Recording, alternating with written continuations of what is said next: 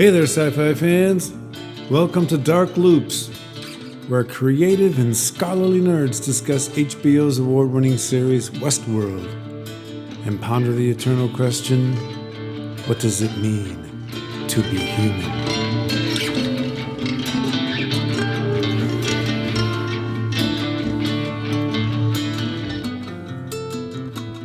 Hello everyone, welcome to Dark Loops Westworld. In this podcast, we discussed Westworld Season 3, Episode 2, The Winter Line. I'm your host, Dr. Scott Jordan, cognitive psychologist, philosopher from Illinois State University. Joining me on the podcast are two highly insightful school psychologists, Dr. Leandra Parris and Dr. Tara Rains. Leandra and Tara, please say hi and tell us the best thing that happened to you this week.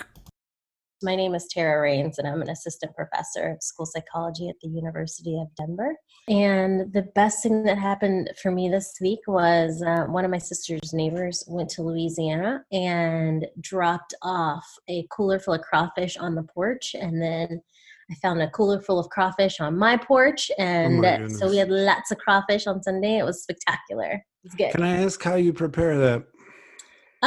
So my brother-in-law's from Louisiana and gets this Louisiana seasoned packet and just boil it outside, like throw some lemons and some other herbs and goodness in and then just dump them on the table and snap them and eat them. It was so good. Gotta love it. So good. Leandra. This is Leandra Parris. I'm over at William and Mary.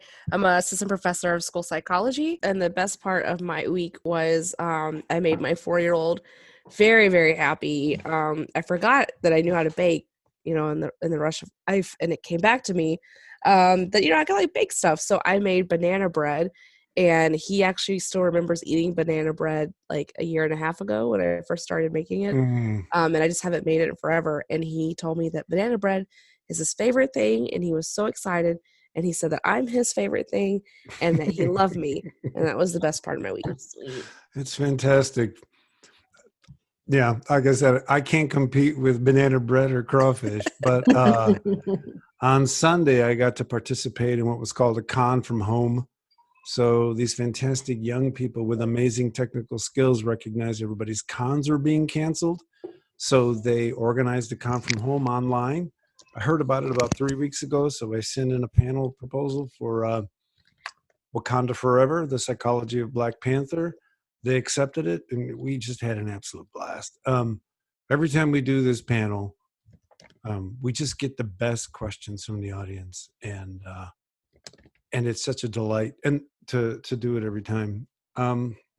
So that made it for a fantastic Sunday.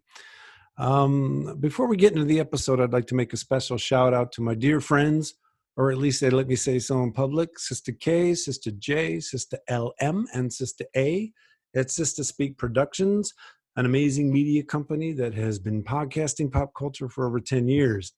They're podcasting each episode of Westworld just like we are, and if you love to laugh, give them a try. You can find them at sisterspeakproductions.com. That's SISTAH, speakproductions.com. Leandra, Tara, any podcast to recommend? Yeah, so one of the ones that I've been kind of following more recently, it's kind of a newer one for me, but it's Psyched Podcast. So it is a podcast for school psychologists, and they're hilarious and thoughtful, and they have a lot of different perspectives that they like to share and resources and things like that. It's just been a real joy. So you can find them at Podcast Psyched on Twitter or schoolpsychedpodcast.wordpress.com. They are on every first and third Sunday of the month at 8 p.m. Eastern. Tara? So the podcast I would like to recommend is a little bit aligned with our subject matter here. It is the Flash Forward podcast, and they can be found at flashforwardpod.com. And it's a podcast that's about futures and what's possible and what's not so possible in the future. So if you like this genre, you will enjoy this podcast. I'm assuming that podcast discusses positive futures. Yes, mostly, yes. No, as well as dark loops. Yeah, they're not doing the coronavirus count right now. Excellent. So the episode, any reactions to the title, The Winter Line? And Okay. go ahead. Yeah, no, I was gonna say, so last week Tara came in and was like, had all, this whole big explanation. And so this time I could not look up the title before I watched it. So the Winter Line is actually a series of German and Italian military fortifications that were put up during World War II to help, like protect Italy. So that was what I found out about the title. And so then when it opens up on this nice castle with this sort of, World War II backdrop, I was like, oh, got it. Yeah, later on, I'm going to comment on how glad I was that wasn't a CGI castle, right? Oh, It yeah. was just the most gorgeous scene I've seen on television in a while. The camera work is just crazy good.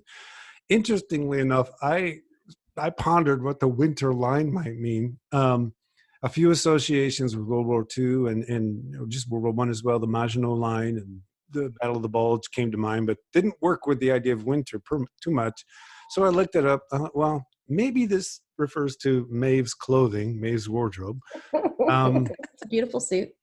Oh my God, exactly. And then I looked it up, and I found it's an atmospheric phenomenon. It's a second horizon that develops under special conditions during an inversion when warm air is trapped beneath cold air.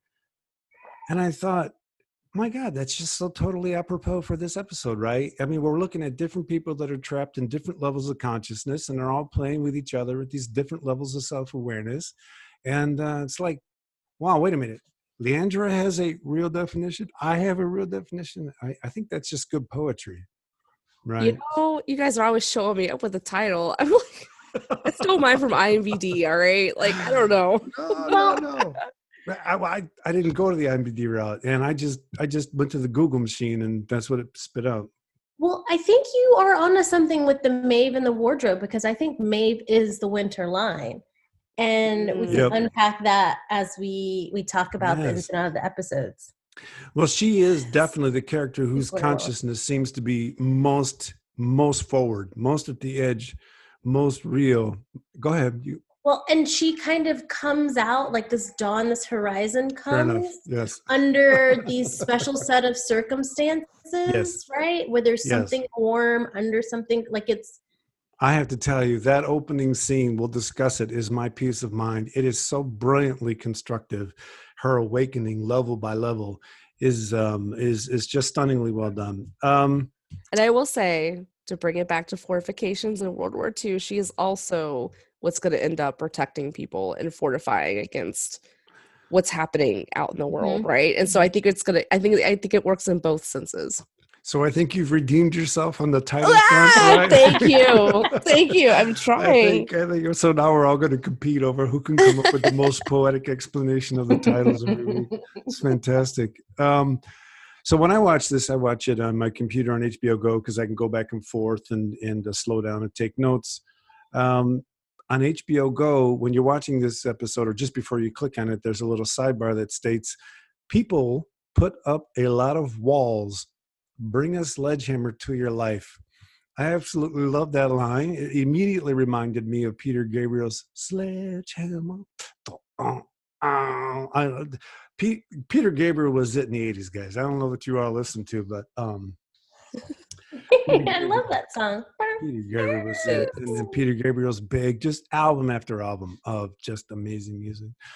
But second, it also reminded me of the conversation we had during the podcast last week about the borders of identity and suffering. And this show for me is all about borders. I remember last week when Dolores shows up at that rich German guy's place and cuts through his mental borders, cuts through his physical borders, reveals her own borders over the course of the episode. I just think this is one of the better examinations of theory of mind, if you want to call it that, or consciousness that I've seen artistically, and it's fantastic.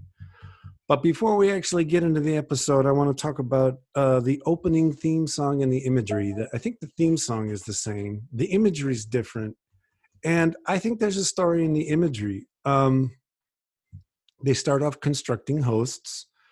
They construct an eagle this year instead of a horse, which they used to do. Mm-hmm. And there's this wonderful scene where two mirror images of a host or a human or whatever you want to call it, they sort of come together in water. And okay, not to nerd out too much, but this is just a beautiful call out to the show I mentioned last time, A Ghost in the Shell. In Ghost in the Shell, Major Kusanagi is an android that's being created, and they download a ghost into it. And it's basically the same things that they're discussing in Westworld. But as these two come to each other, you ask yourself, which one is real? Right? We're just stuck in that idea that one's real, what's not. The characters are all stuck in this idea of what's real. All right. Then I'm going to get totally nerd complex systems here. Just tell me to shut up when you want. But there's this gorgeous image of dandelion spores that are spiraling away in the wind, and that transforms into Rehoboam, right? And then you have Rehoboam, and you have the light spinning around Rehoboam, sort of replacing the dandelion seeds. And I think what we're looking at there is a fractal system, nerd alert, in which the larger system as a whole emerges over time out of a pattern that repeats itself at lower levels. So, for example, branches on a tree, right? Branches give rise to branches, gets rise to branches. We call it a tree overall, but it's just a scale up of the same process. Stalks in a cauliflower, river deltas create deltas, it create deltas. And you see the same pattern at the lower level that you ultimately see at the higher level. And then if you look at the art of Jackson Pollock, there are many people that argue the splatter patterns you see at smaller scales are also there at larger scales. People have actually quantified that his art does entail what's called fractal patterning. And what I love about it is, for the past 2 years, we've been talking about the host code as being a typical binary, a typical computational if-then propositional structures, computer code system. But now they're starting to examine being and the hosts and the codes as more these sort of fractal systems. And then I'm gonna share an image with you guys, if I can share a screen for a second, because it's so cool. That's like the exterior of Rehoboam to some extent, and you've got all these cities in it, right? Yeah. That's just not an accident, right? Yeah, no. I think what they're saying is Rehoboam itself is a fractal system that emerged out of everything that has ever happened. So cities and everything are in what Rehoboam is. And I'm going to start a tradition here called Dark Loop Sayings. So if you guys come up with Dark Loop Sayings as you watch these episodes, go ahead and shout them out on the podcast. But my Dark Loop Saying number 1 is, nothing is what it seems because there is no final something. Right? I mean, all these characters keep bouncing their heads up against real. And the idea of real is a final something. Yeah. And when you dig into fractals a bit, you really start asking yourself, do we really need to talk about final somethings? And if so, why are we stuck thinking that way? Thank you for that, allowing me that nerd moment. But I went through that opening, and it's like these guys are just doing so well. I love that you like picked through all that too, because mine was like just so much more simple. Like I think maybe Tara got in my head where I was like, oh, like they're coming together and they're touching fingers, like the painting on the Sistine Chapel, and it's supposed to be God and human, and then the bird is like kind of falling apart as it gets towards the light. It's like, oh, that's like Icarus getting too close to the sun, and like you reach too far. And then like the dandelions, I was like, oh, it's like wishes. That Rehoboam is then mapping into that one path, right? Like that wish to have that ultimate. So I love how you pick it apart. And I'm just like, oh, I don't know. Well, you're so kind. That's not what my kids say when I try to talk about these things. I think it's both, right? Like I think it could be all of that. It could be the technical side. It could also be, the more theological side. It's so brilliant because in the end, it's just what I would call fantastic poetry. And that's a compliment, right? It's so deeply layered, and the meaning there isn't a direct connection between one meaning and what it is. The piece is there to invoke all of these different levels of what we call meaning. And for me, it's just a thrill. So the first scene begins with Maeve back in Nazi world. They call it War World in the show, which is bad because I prefer Nazi world. And she's reenacting the final scene from the last episode. She's getting ahead of the scene because she knows she's been here before. She's slightly stunned. She knows Italian. I'm going to Yeah. call that clue number 1. She shares a few sweet words with Hector or Ettore, or as she says later, whatever the hell they call us now. Their mission is to get the Nazi plans to the Allies to prevent a slaughter of Allied troops. Thug Nazis hold the village at gunpoint, threatening to kill all of them if it don't reveal who has the plans or who is the spy. Kind of a nice theme for the whole episode, right? Who is who knows what, who doesn't know what. Maeve and Hector sneak through the village and walk onto a gorgeous stone bridge that I hope and believe is not CGI. Turns out it was filmed in Spain, even though everyone's speaking Italian, right? So just say I was right last week.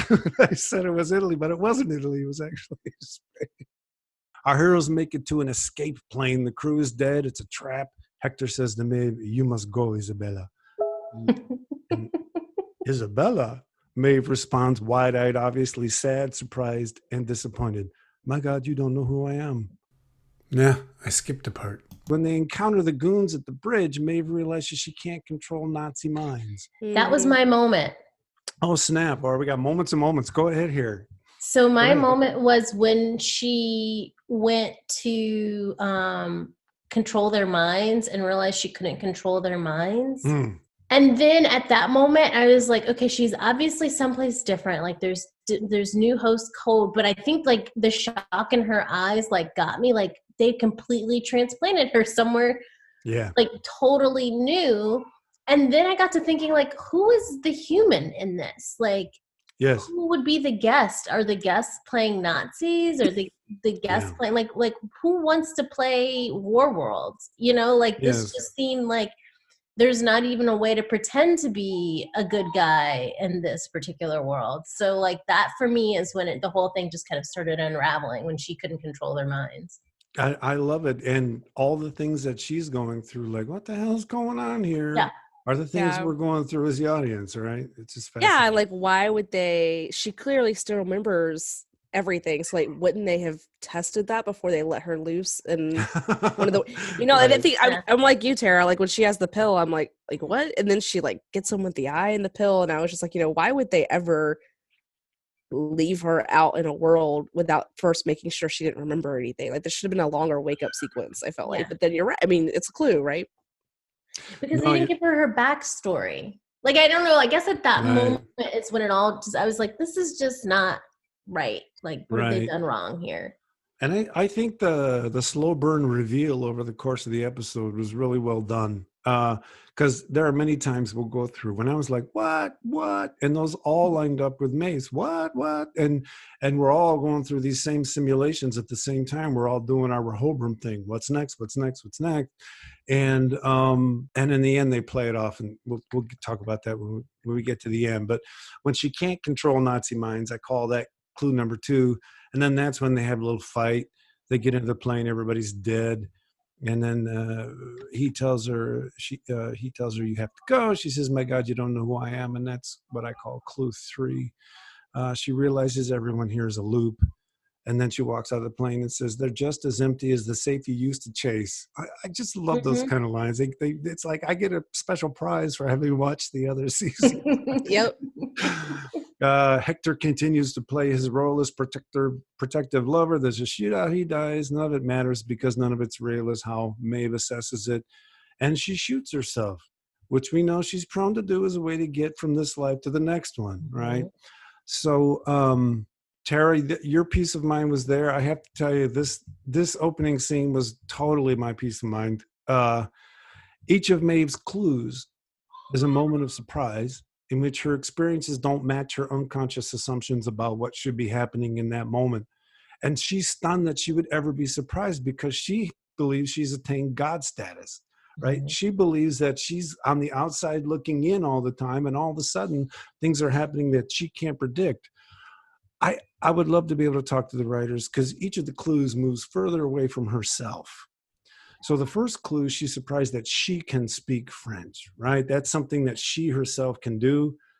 The second is she's surprised that she can't have an effect on another host's mind. So now she's surprised by the effect she can't have on another being. And the third clue is she's surprised that another host does not remember her. her violations of unconscious assumptions move further and further from her body out to the world, out to the thoughts of other people. I don't know if that was an accident, but I just thought it was all of these. I thought it was very well done, and I'm not going to go into the brain circuitry. We can put that on the supplementary material, but the data clearly indicate that the cerebellum is continuously priming our cortex with memories of what we've done in the past, and it's doing it unconsciously. So, like when you trip down the stairs, right? Or when your friend says something that surprises you. Why would you ever be surprised? And it's those moments of surprise that reveal one or two things to some people. A lot of people experience surprise as the world being wrong. Other people experience surprise as, why the hell was I assuming that? And it becomes a moment of reflection, right? It's like Star Trek when Beverly Crusher is like, well, if it's not me, the universe must be wrong. Like, it's just a really great moment where she realizes she's not in the right time dimension. Exactly. This world is not for us. That was my peace of mind, and I thought it was very well done. So the next scene, Felix and his friend are working to restore Maeve. She seems to be able to control him, and she commands him to leave the room. She finds something to cover herself in, grabs a scalpel, and tries to escape. She comes across dead Hector. Then she sees Felix's former friend, the dude with the beard, who she previously killed with a scalpel, right? Right? Yeah. Obviously, he's these a are like host. more clues. I was like, I'm like, oh, he survived. Okay. Yeah, it got really weird because like the one guy didn't react, even though he was like very much on her side. He just like gives her a weird look, and then the other guy's back up to life. At this point, I was like, this isn't. So like, here's the question: was Felix always a host?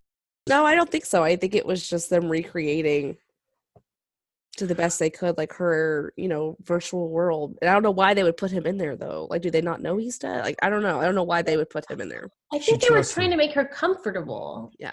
Was my take on it. Yeah, and I think they did a really good job in the first season making him human through his empathy, right? His empathizing with Maeve's plight and his desire to, remember him doing the whole bird thing. He experiences her humanity through his empathy. So I really believed he was quote unquote human from the first episode. So it was kind of stunning. At first I thought, well, because he's a human, he's leaving the room to provide cover for her so she can escape. But then we never see him again, right? Yeah.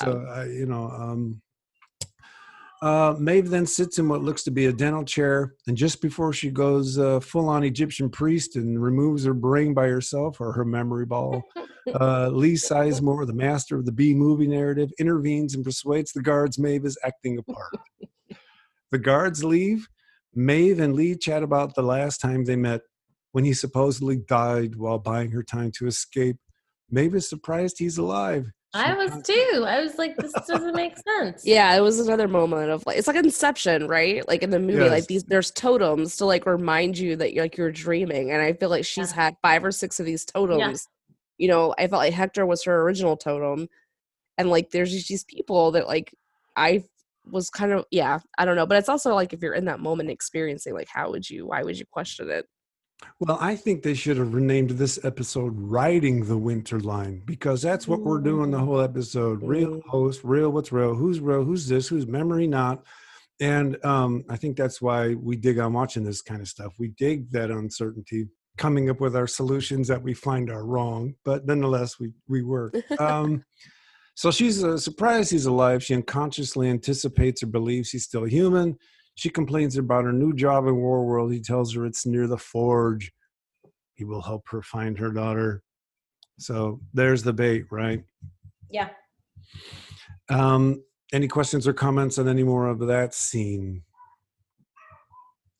Okay, so this episode is really kind of Maeve and Bernhard, right? I mean, we go back and forth between the two of them in pretty large chunks. So in the next scene, Rehoboam detects Bernhard making his way to Westworld. That's that whole opening white screen with the black circle, right? He makes his way to the white church in the town of Escalante. Underneath the church is the remote diagnostic facility. I only know that because I looked it up. Where we saw Bernhard experience his blindness to certain doors for the first time. as seems to be the case with everything poor Bernhard encounters, his console tablet is badly damaged. He wanders through the door he once couldn't see and finds the room of discarded Bernhards, with Stubbs sitting in the back of the room, apparently having attempted suicide via bullet to the charge pack in his neck. He missed. Any questions, any comments on that so far? Yeah, so this is one of those moments where, like, at first, I'm still confused, not really confused, just like unsettled in the episode. But then when I see him standing there and, like, he's trying to commit suicide and Bernard's acting shocked, it reminds me that in the finale, he told us that already. Like, he basically looked at Charlotte and was like, I'm here to protect the host. That's my core drive. And in the moment, I thought he was just using the language. But, like, no, like, he was legit saying, like, I'm a host. Yes. I thought that did we not talk about this? I didn't. I think it's not something that, like, I had to, like, pause and be like, wait, did I miss something? There's another moment earlier in in that season, in season 2, where he says something about Ford told him, or basically programmed him. Like, it sounds like Ford programmed him, and the way he talked about Ford made it seem like he'd known him for a really, really long time. Like, it was super familiar. Yeah. And I remember saying, I was like, oh, I think he's a host. And then when he said the thing at the end, I was like, okay, he's a host. And that makes sense that he's a host, because he's the head of security. Yeah, I just think I had, like, just assumed he was human because of the job that he had and everything. And so I think I was meant to probably overlook that. It's just him using the language of the people that he cared about. But now looking back, like, I think should have been more like you and picked up on, like, when he was like, it's my core drive to protect them. I thought that was really important, because what does Stubbs calm mean? Right? He knows he's a host. Yeah. And it doesn't bother him at all. Yeah. Is this because he was programmed to protect hosts, knew that this was the case, and never struggled to be a non-host? While the other characters like Dolores, Maeve, and Bernhard believed they were non-hosts and had to struggle to discover they weren't. And was all of this programmed? I mean, maybe, right? Or maybe he just felt like what he had to do was so important that he didn't need this additional, I don't know, I guess, assignment or identity. I don't know how to best. No, I think you're right. I think he's a pretty self-assured program, right? Yeah, And I know plenty of self-assured people who get very annoyed when I ask them the kind of questions we're asking in the show, right? I mean, there are certain, dare I say, systems that are very comfortable in certainty. And he's very comfortable in certainty. And he even says, I wasn't wired up to ponder the big questions. Ford didn't write me with some tragic backstory. That's your bag. Right? So he knows that like he's not Bernhard. He knows. Yeah, he's very, very self-aware, which I think it's interesting then to find him trying to commit suicide. It's like, well, I did my job. There's no reason for me to be here, so I'm out. Like, so what does that say about the state of Westworld then, that he feels like he's not in a position to continue to protect the host, or that it's not, like, I just had a lot of questions about what was driving him in that moment to basically be like, my job is done. Goodbye. Right. Well, I guess if they had written him to have I guess the concept self-esteem rather heavily mapped to his success of protecting the hosts, and then he finds out he's redundant because they don't need him. I mean, that's depression, right? He even says I became redundant. Okay. Became redundant. I know that feeling. Yeah, I got another question for you guys along these lines. So W.E.B. Du Bois created the term double consciousness. Yes. To refer to the experience of marginalized members of culture who experience themselves through the perspective of the majority. Maeve, Dolores, and Bernhard all seem to experience themselves through this sort of double consciousness, but Stubbs doesn't. Is it an accident who these characters are played by and who Stubbs is played by? White and You need to scream. You're throwing your hands in the air. There it my head went. exploding everywhere, right? Oh, so there like it went. his world is not like and it's funny because I was thinking, I'm having 1,000 thoughts at one time. So I was thinking just now as you all were talking that there are people who are just assured in who they are and what they're doing, and they don't experience that struggle. And I like to think of those folks as culture keepers, right? Like They get up, Absolutely. they go to work, they come home, they eat dinner, they Yes. watch something at 8 p.m., they watch something at 8:30, and they go to bed, and they get up and they go to work, and they Yes. perfectly happy with it. They're not working a side job for extra money for a bigger house, or like pondering whether or not they really should be a school psychologist, or if they Yes. should have gone into, I don't know, engineering or physics, right? Like Yes. they just don't have those struggles. And Stubbs is a perfect example of the culture keeper, and he's the white man, right? Yes. And I can't believe it allowed was to an be the accident. culture keeper. What's They're that? so smart. I love it. And allowed to be the culture keeper because it's Yes. his culture, right? Like, I don't know. No, that's a really good point, because he's not cast in a way, he's not cast in a role of white male privilege that automatically earns scorn from the viewer, right? There's merit, there's value in the values he's expressing. And I just think it's stunningly brilliant to present someone we respect in a position, when you put him in relation to all these other characters, is the very thing they're trying to evolve beyond, right? A very thing they're trying to move beyond. So kudos to the writers. I'd love to be in that writing room and find out if they're talking about Du Bois, right, or all these things, because it's just so it's smart. So let me see. Stubbs and Bernhard speed via dune buggy to a host storage unit searching for Maeve. I'm going to insert those Bernhard Stubbs lines every once in a while, because that's how the whole thing's shot, right? You get this big chunk of this, then what's up with Bernhard and Stubbs, then there's big, so it's kind of like cartoonish in a sense. So then Maeve and Lee enter the forge, which we thought had been flooded, right? Right. Okay. It was. Yeah, so it's like that's for us for clue number 4. Right? Yeah, at this point I was like, oh, I get it. Exactly. I might be slow, but well, you still keep clinging to something being real. I mean, well, that's what and the they brain keep does. messing Right? with the timeline in the last season, so I'm like, what has happened anyway? Yes, no, that's a good point, because after we talked about the first episode and the Maeve arc, I thought we have no clue what the timeline is here. This could be backstory for Maeve from before Westworld ever happened. You know, we just didn't have it connected to the rest of the story, but in this episode they did. So they enter the forge. We thought it had been flooded. Lee's surprised Lee is surprised that Maeve's never been here before. That's because she was Moses and never made it to the promised land, because she was protecting everybody else at the parting of the Red Sea, right? So who sent the host to the encrypted world? Of course, Dolores. Lee tries to get the coordinates of the encrypted world from Maeve.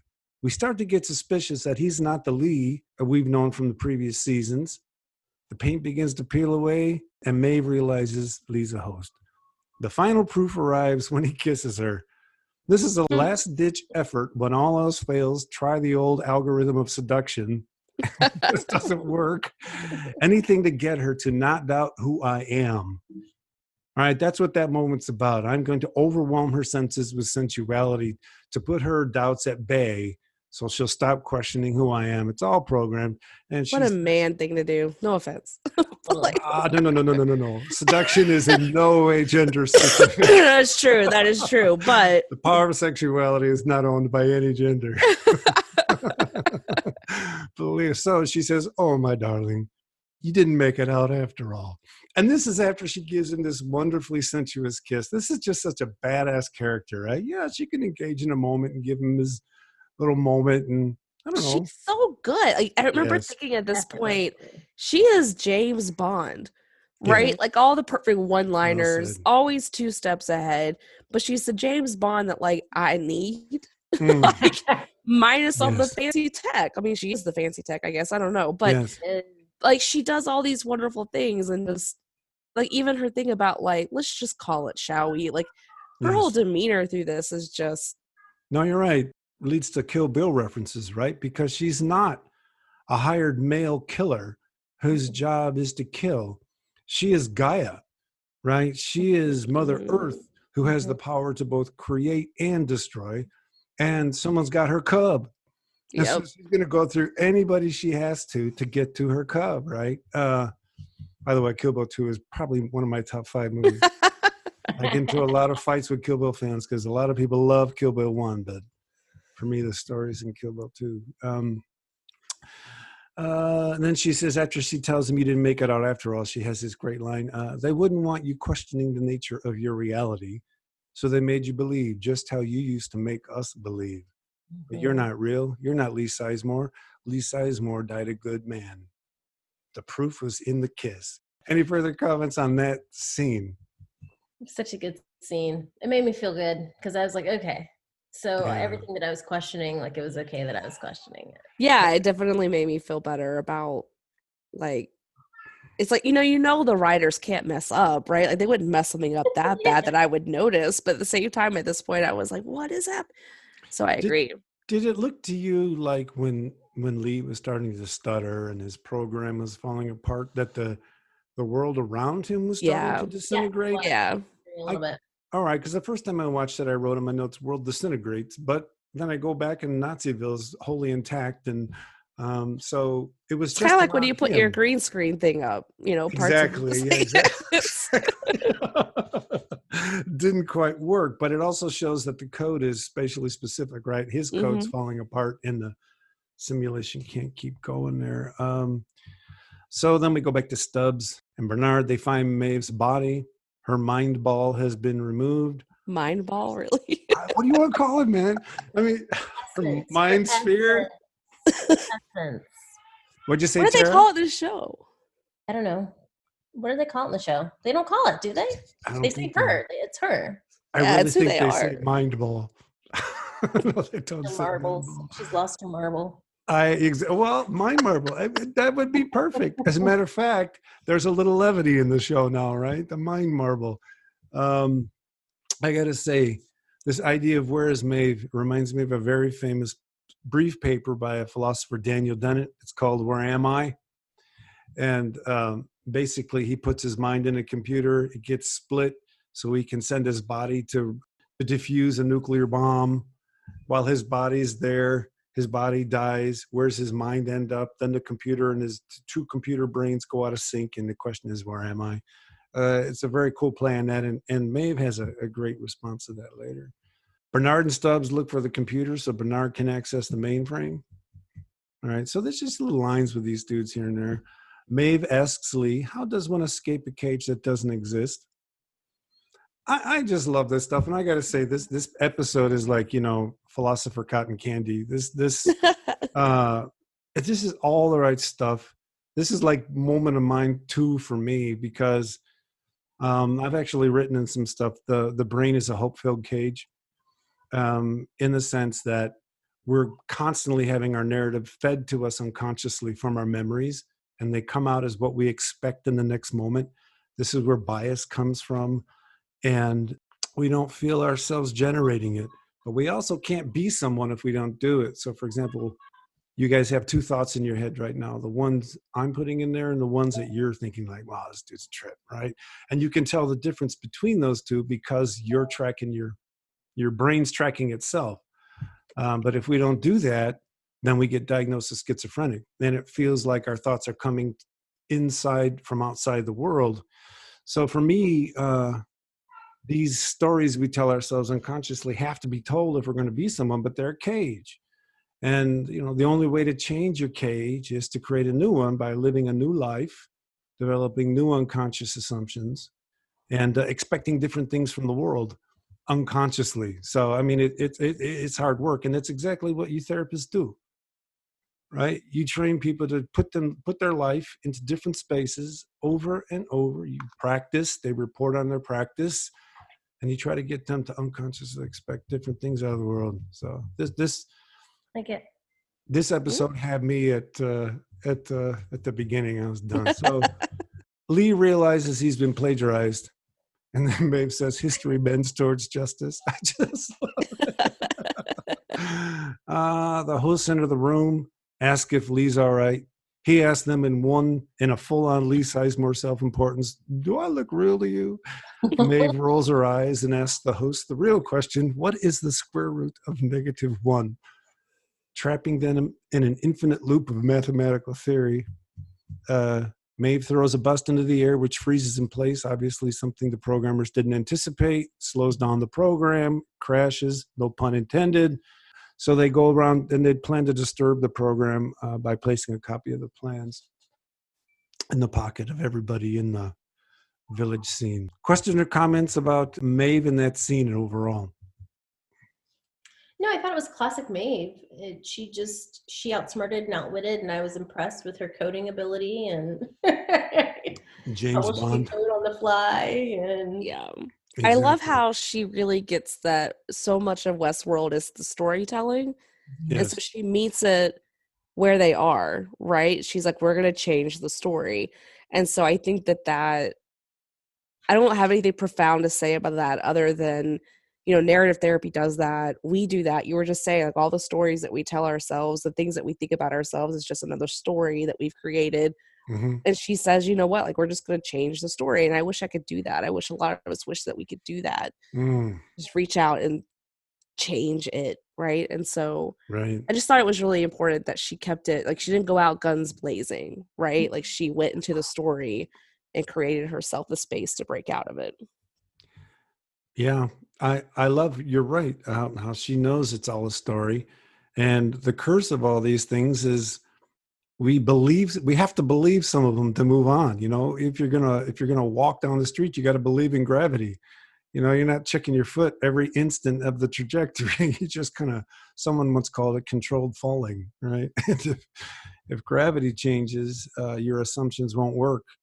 So those stories are important. Bernhard and Stubbs make their way to a computer port. They encounter Drogon, the Game of Thrones prop being sold illegally to a startup in Costa Rica. Which, like, how many fandoms can you put into, like, one small scene, right? So there's the Game of Thrones, and then, like, Costa Rica, that's, like, where Jurassic Park took place, right? And so, like, is there, like, a Jurassic Park thing happening, and you're sending him a dragon? Like, that's, I mean, obviously it was all there to... You know what? Michael Crichton did write Westworld. And he did write Oh, Jurassic Park. Yes, see, it all ties together. I'm telling you, it was really nice to see the producers of Game of Thrones, or the showrunners, or whatever they're called, do something meaningful. I tell you, wouldn't it be totally awesome if the characters... Carrie got that dig. I know, I got the dig. They did it right for once. They got their lines right and everything. Who knows? Okay, so here's the levity. Wouldn't it be totally awesome if the characters in this show visited Game of Thrones world and found themselves in a total remake of season 8? Yes. Be very Eureka in Warehouse 13. Yes, it would. It would. Talk about going into a story and finding your way out of it. Like, I mean, they could just take the really crap scenes, the real plot turning ridiculous stuff, and just change it. And then we can fill in the blanks and then go to the next pivotal moment. We can fill in the blanks.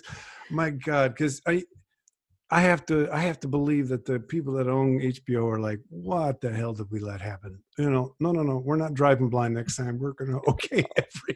I mean, I will say I don't hate everything about the last season, but I'm just saying, if there were a couple times where I could have been like, freeze all motor functions, I really totally would have, and I would have rearranged some things. Clearly, right. Anyway. So what happens is then Bernhard does another self-examination using the clean computers at Westworld, because he's assuming Dolores didn't have an impact on them. He goes into Banner Hulk mode thing again. Mm-hmm. Stubbs gets in a fight with someone he believed, one of his former guard friends. Interestingly enough, Stubbs doesn't kill the guy. Right? So there's a moment where they're fighting and then Stubbs has a gun pointed at him. He doesn't kill him. And I'm wondering if that's host to host empathy. In other words, does Stubbs know that guy's a host and he's not going to kill him? Or I don't think that guy was a host. No, I think he just has like a respect for life. Like, he has been programmed to protect, and when it's not necessary to kill, I don't think he will. Yeah. Because that's what these people, right? These are their men. Yeah, because in protecting the host, right, in his primary drive to protect the host, yes, he has to come up against humans. Right? Mm-hmm. But if taking their life is not necessary to protect the host, he wouldn't take their lives, I don't think. There you go then. I couldn't tell what if it was like a... No, I assume that guy was real. And all Yeah. protecting the host. And I will Cool. say, like, I found myself in that trap of like, oh, I'm gonna think everyone's a host, and I can't let myself get there, because then you know what I mean? Like, I don't think Okay, go ahead. I just think that character, he's all about protecting people, and I think these were his men, and the host can clearly develop relationships outside their programming, and he likes this person. He worked with this, or like, it's Yeah, I part of got his it. crew, and so Yeah. Have you guys seen Picard? yes. First two, I haven't finished it yet. I'm not going to say anything. All I'm going to say is the last episode is just, for me, stunning. Really? Stunning. Okay. And I'll leave it at that. I'll finish But this week. it makes me feel bad calling things hosts and Yes. sims or what do you call it? Yes, synthetics. Stuff like that, right? And it forces us to develop a new rhetoric when we find ourselves actually respecting things people call hosts and synths, right? So, which was the whole point of that whole season, exactly. right? So well done. Yeah. So then the square root of -1 crowd and the Nazis fight and overload the computer, and the simulation freezes. Get some stunning visuals, a homage to the Matrix, right? The guy sitting there in mid-fall with blood everywhere. Maeve shows Lee where they really are. The people in the image are moving slowly because simulations play out in computational time, while what they're watching is quote-unquote human time. There I am, says Maeve, pointing to the lab camera at a data ball patched into some tree-looking computer console. She takes over localhost, says goodbye to Lee with a kiss on the cheek, uploads herself into the robot, falls in Lee's arms, and leaves the simulation behind. Then the robot makes her way out of the lab in a first-person shooter mode, by the way. I felt like I was watching a video. yes. Let's just stop there, Scott. Let's go back to that nice scene with Lee at the end. What do you guys think of that? I thought it was nice. Like, he's accepted that this is what he is. Part of me was wondering, like, is he gonna fight it? Is he gonna be like, well, wait, find a way to bring me back into the world? And he doesn't do that. I think that, I don't know, you end up liking him again, Yes. I don't think Lee would have done that. Like, I thought that was true to his personality. think like so? the whole sacrifice at the end instead of It's going. true. But it was good to see him again. Like, I felt like that episode was like a warm cookie because it was so familiar, and there's all these. I'm like, oh, this first episode was all like new people and new things, and this felt like.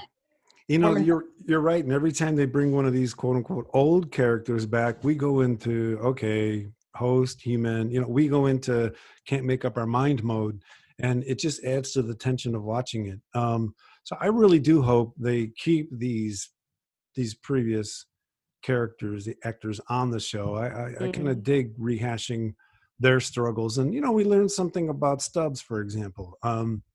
We knew he was kind of a drone. And now it looks like he's a drone with a moral commitment. So I kind of enjoy them building on those things. Bernhard tells Stubbs that Dolores is looking for an unauthorized autobiography of Liam Dempsey, the owner of Rehoboam. Bernhard gives Stubbs a new court directive to protect Bernhard at all costs. And for Christ's sake, we see Bernhard smile. This was actually my peace of mind. Does that man have a smile or what? Yeah, he does. What are you selling? Yeah, sure, I'm in. Go ahead. No, I don't know that I liked. I think that there was a bit of like, Stubbs is saying, all right, well, that's it. Time to go in myself, right? Like back to my original plan, which I will add, he's a host and he missed. Like, I was a little skeptical of that, but like, whatever. No, say that one more time. I didn't. He's a host, and he's like already shown us that he's like a sharpshooter. He doesn't miss anything. He missed.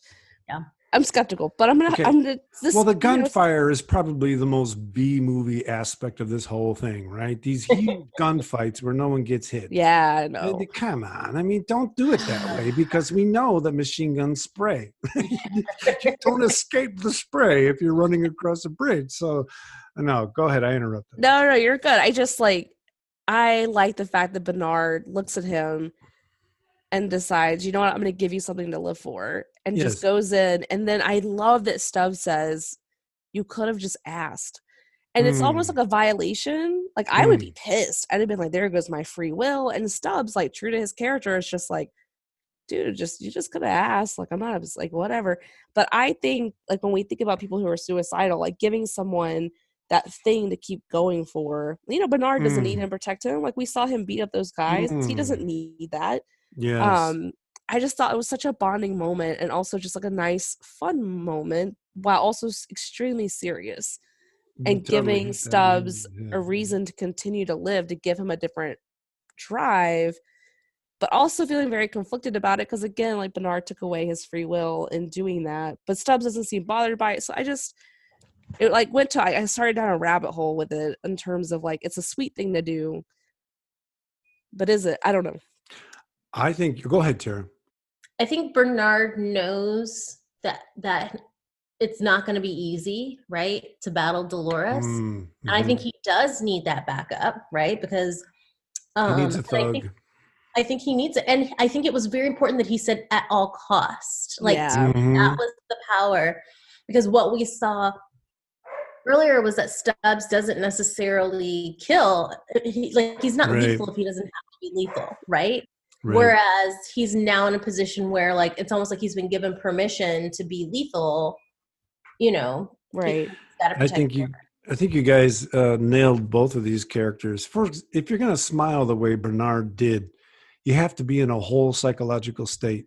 You have to be in an incredibly confident, non-doubting psychological state. And this is one of the first times we've seen Bernhard be this whole. And why is he whole? Empathy.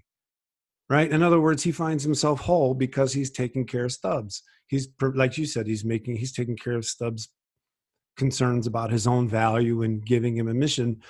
And Stubbs is perfectly comfortable capitulating his free will. As a matter of fact, there's a line where he says earlier on something like, why'd you come back to Westworld, man? You obviously make it clear that free will is overrated. Right? So it's perfectly clear that Stubbs has no problem being a drone. He doesn't even spend a lot of time worrying about self-respect, which is kind of creepy, low-level Maslow stuff, right? I mean, he seems to be more concerned about making sure he's protecting, just like Ford programmed him to. And I think it's one of those things where both characters then bring out things about the other, right? I don't think Bernhard's ever going to have a moment like that with Dolores, but when he was Arnold, he did. Yeah. Right? When he was Arnold and he was cultivating her to rise up in consciousness, he smiled. And he was, his kid was growing. And we haven't seen him smile since, but it's just fantastic stuff. So we're coming to the last scene here. Maeve awakens in a stunning white dress in what I'm going to call a Mediterranean tropical resort type location. She meets Engerund Sarek. He says, "Welcome to my world, Maeve, the real world," in typical misogynistic arrogance. Right? I mean, it was all. I was all kind of scared. I was like very like. It's like this guy. So, exactly. Is that the response you had when you saw it? Like, who are you to say what's real?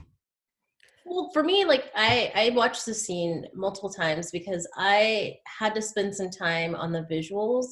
I thought visually the scene was beautiful. They took Maeve had on that same, like, simple style that we saw Charlotte wear at the very beginning in the first and second season. Right. Just clean, like, there's no accessories. Like, like, her presence is just completely central. And then, like, this guy sitting there, and I'm like, this guy, He attempts to recruit Maeve to his side of a war over the future. He refers to humanity's history as chaos and thuggery. I got to admit, I'm not a fan of this guy's narrative. But we can make it better because history has an author. Oh, and it's you. He believes Rehoboam is building a better world through prediction and control. Reminds me of a line from the Firefly movie Serenity, when they show up at the planet where they put a chemical in the air to chill everybody out, and it made them so apathetic they all just sat there and died. And of course, it made most of them do that, and then a very small percentage actually went mad and became the Reavers, right? But there's this great line where Mal's throwing a fit, and he says, when will they stop trying to make us better? And I got to say, that has got to be my favorite Joss Whedon line of ever. What does it mean to be better? I mean,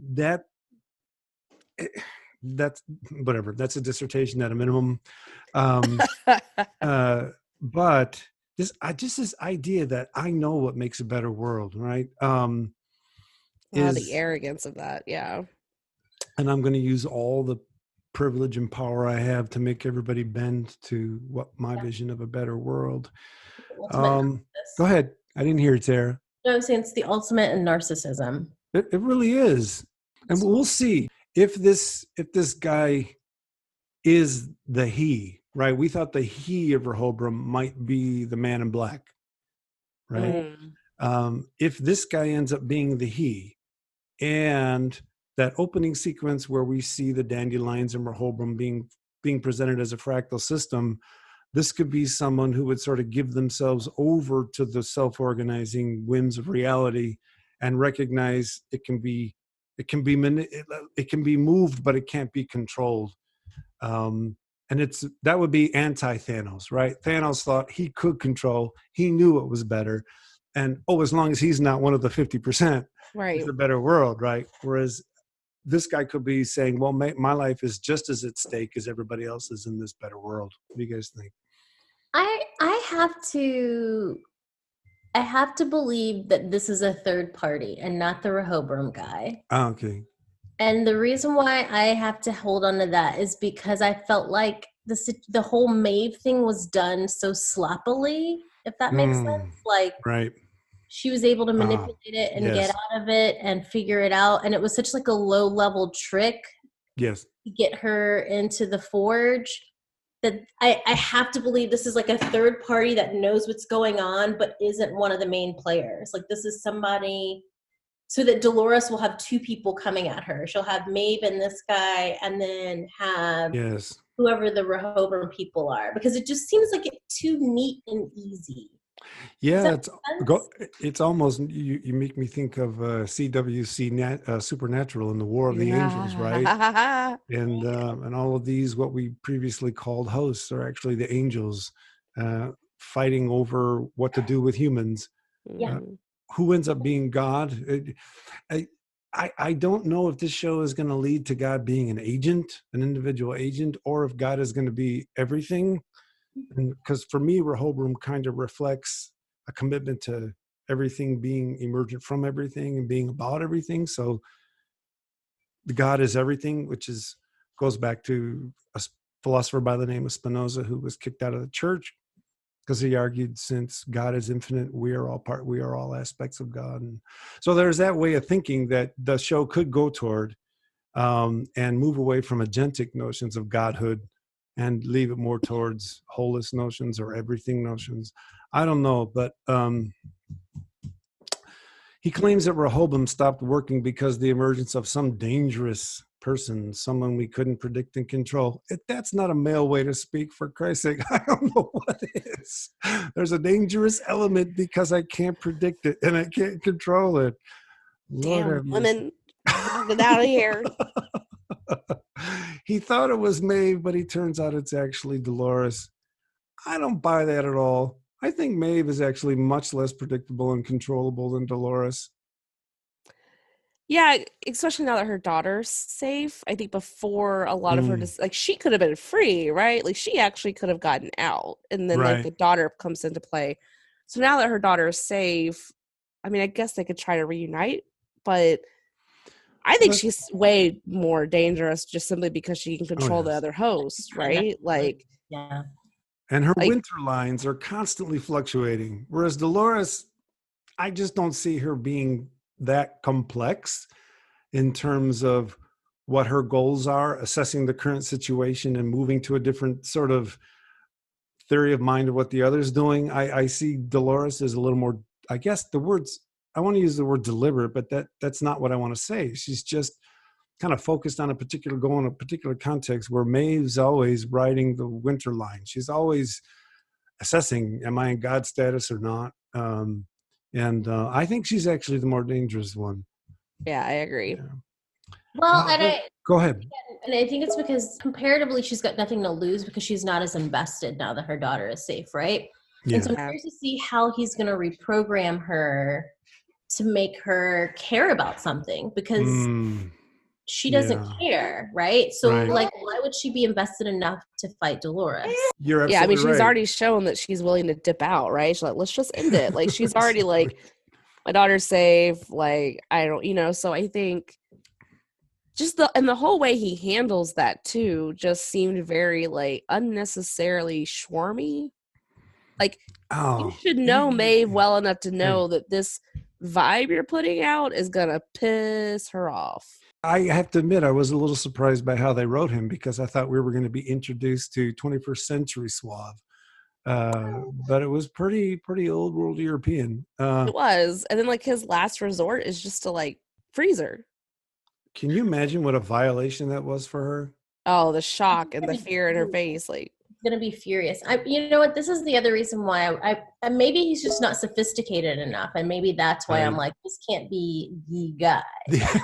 Well said. This can't be he. I hope not, because they've got so much promise in the writing. They just can't let him be the villain. Right, and I do think so. I was thinking too, like, so he's saying these things that if you know anything about Maeve, you know she's not going to respond well to. Like, she's not going to respond well to this vibe. And you have a dinner table set out with knives. It's like you're goading her and you're giving her the means. And what you're really trying to see is if she's going to attack you. Like, is this a different kind of test? Or, you know what I mean? Like, I just feel like there has to be, I think Tara's right. I think there has to be something else going on. He should have known her better. Like, nothing about his approach or his appeal to her would have appealed to her, right? Like, even when she was made in the bar as the madam, right? Like, nothing about that approach would appeal to her at any of the iterations that we've seen. So yeah, I think you're right. I think she finds herself drawn to devil-may-care people living on the edge, right? People that are, dare I say, running the what do they call it, the winter line, and she wants to live at the edge because she keeps going back and forth between levels of awareness, and that's where she thinks she is. My last line for that bit was, yet again thwarted by the whims of a man. Sorry, guys, I just had to write it. But it's just such a horrible scene. And the thing is, there's no quote unquote physical violence. It's all mental, right? In other words, she feels she still feels she has God status. And everything in this episode just kept perturbing her assessment of herself as having God status. And the cool thing is they're going to write her to learn from it, right? And they're going to write her to figure out, okay, maybe I need to check this God status thing and figure out different ways to give her be more here. humanity, right? Like that will make her more human. That constant and that's all about what being a toddler is, right? Is testing your God status. Toddler of a face of life teenager. are you in right now, Tara?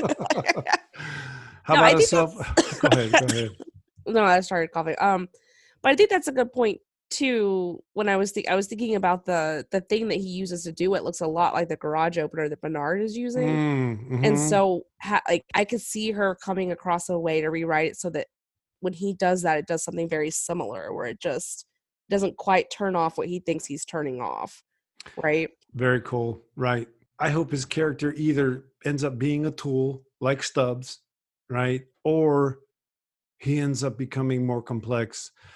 This is really going to challenge the writing talents of these authors, right? Because if they've got themselves knee deep in an incredibly philosophically informed narrative about consciousness, mind, and identity, and they got to get out, right? They got to find a way to get out, or they got to make the case that you can never get out. But then they got to do that well. They can't just talk about a cage that you can't see but not explain it, right? They're going to have to get pretty knee deep. Well, at least I think they will. I don't know. Well, hopefully they will, because I got nervous. I'll be honest, after this episode, I started thinking I got a little nervous because HBO has had some history with like season 3, season 4. Their stride, like going way back to like True Blood and like such a great example. Like the fairies showed up and everything. I just didn't and I read the books and I was like, I can't believe you introduced them like that, right? I'm the only one who read. So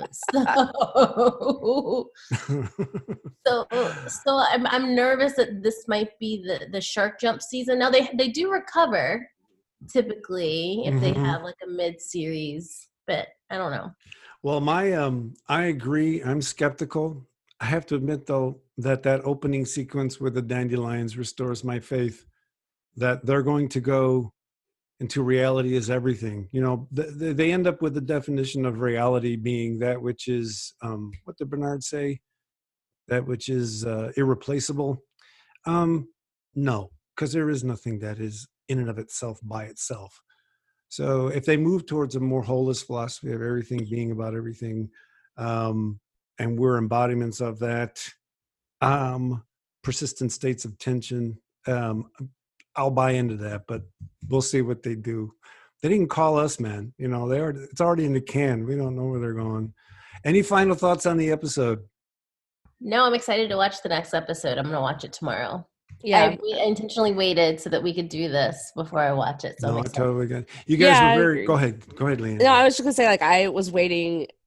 I didn't want to like jump ahead because in some ways I felt like this is one of those episodes where like a lot of cool stuff happens. But it's actually more about setting characters up to be where they need to be, and so I think it's hard to like talk super. It's so straightforward.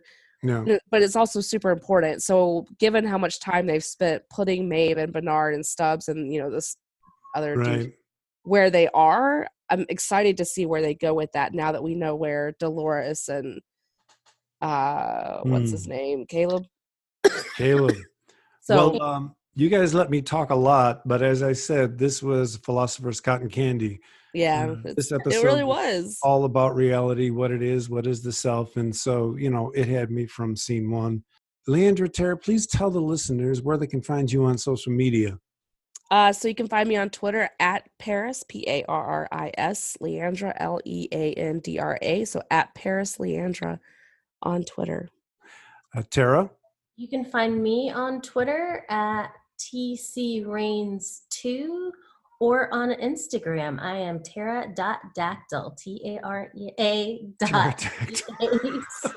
All right, you got to spell that out for everyone. That's so cool. I laughed and no one heard what you said. Go ahead. I can't even spell it. It's it's so cool you can't spell it.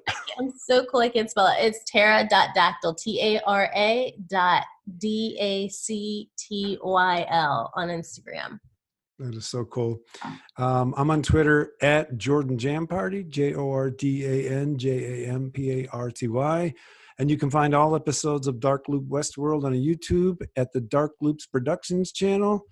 If you'd like to leave feedback about this podcast or about episode 3 of Westworld Season 3, leave it below at this YouTube channel or send a message to darkloopsproductions@gmail.com.